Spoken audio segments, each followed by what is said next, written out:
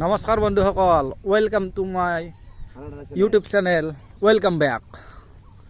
তো আপোনালোকক আমাৰ ফালে বহুত বানপানী হৈছে, আপোনালোকক অলপ বানপানী দেখুৱাই আছোঁ। মানে বহুত বেয়া হালাত হৈ আছে। এই চাই লওক, এইটো এটা মাথাউৰি, এইটো ঘগৰা মাথাউৰি। ইফালৰ পানীটো চাই লওক, ঘোলা ঘোলা পানী কিবা পানী। আৰু বাকী মাথাউৰিৰ ইটো পাৰে পশ্চিম পাৰে চাই লওক, পূব পাৰে ঘোলা পানী, বাকী পশ্চিম পাৰে চাই লওক কেনেকুৱা মানে কলা পানী। একেই পানী কিন্তু এইটো বেলেগ, অলপ সেইটো অলপ বেলেগ। বাকী ৰাস্তাৰ ফালে পানী উঠিছে লাহে লাহে, ৰাতিপুৱা নাছিলে বাৰু, এতিয়া পানী উঠিছে।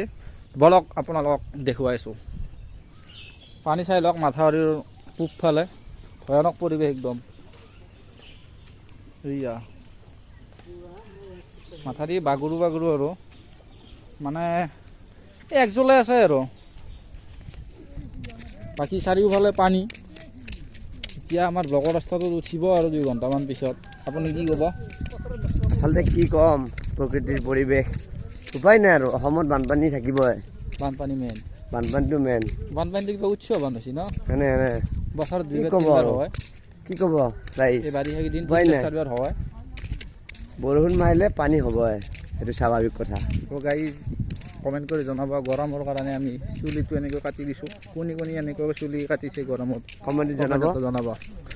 2টাক লো ভাই, বাই বাই।